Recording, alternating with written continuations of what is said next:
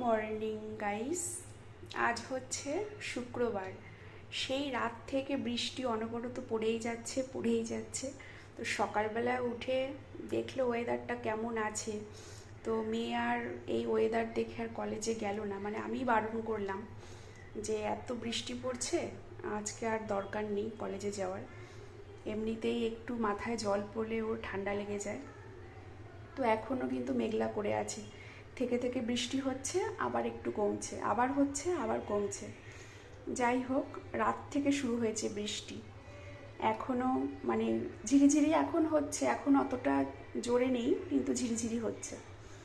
যাই হোক, আজকের দুপুরের রান্না দেখো কি হবে, কি মেনু আজকে আমাদের। আজকে হবে চাল কুমড়োর, ভেবেছিলাম যে ঘন্ট করব, তা আবার ভাবলাম যে ঘন্ট তো খাওয়াই হয়, ঘন্ট করব না, এটাকে না একটুখানি সর্ষে ফোড়ন আর শুকনো লঙ্কা ফোড়নে দিয়ে ওই নুন মিষ্টি দিয়ে ওই ছেঁচকি করে না শুকনো শুকনো করে, সেই শুকনো শুকনো করে একটুখানি চাল কুমড়োর ছেঁচকি করব। এই যে চাল কুমড়োটাকে ভালো করে ধুয়ে কুচিয়ে নিয়েছি, আর এই যে কাঁচা পাকা লঙ্কা দিয়েছি, একটু ঝাল ঝাল করে করব। আর তার সাথে হবে আমের চাটনি।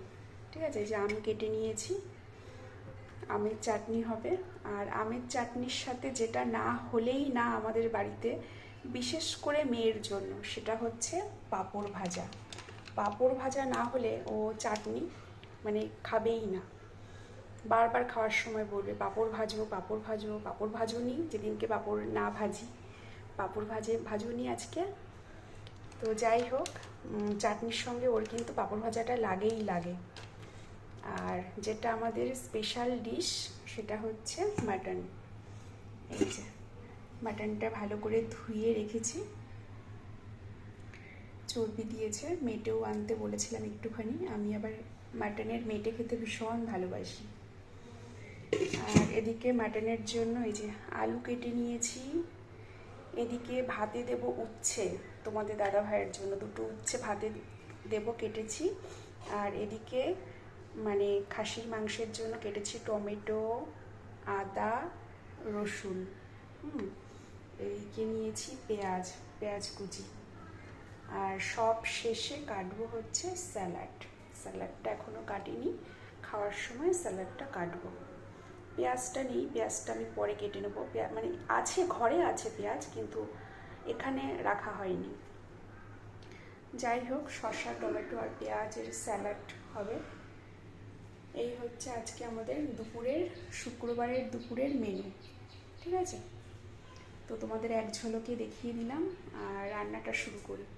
এই যে আমার মানি প্ল্যান্ট গাছটা দেখো, এটা আমি রান্নাঘরেই রাখি, মাঝে মাঝে জল পাল্টে এটা আমি রান্নাঘরে এই কাচের জারটার মধ্যে রাখি। তো চলো রান্নাটা শুরু করা যাক। এখন বাজে সকাল 11:10, 11:10 অলরেডি হয়ে গেছে। তো দুদিকে দুটো ওভেনে দুটো কড়াই বসিয়ে দেবো, একদিকে চাটনি হবে, একদিকে চাল কুমড়ো ছেঁচকি হবে। এই দুটো হয়ে গেলে একদিকে ভাত বসিয়ে দেবো, আর একদিকে খাসির মাংসটা বসিয়ে দেবো। মানে দুটো দুটো করে রান্না করলে ঝটপট রান্না হয়ে যাবে। ঠিক আছে, তো চলো।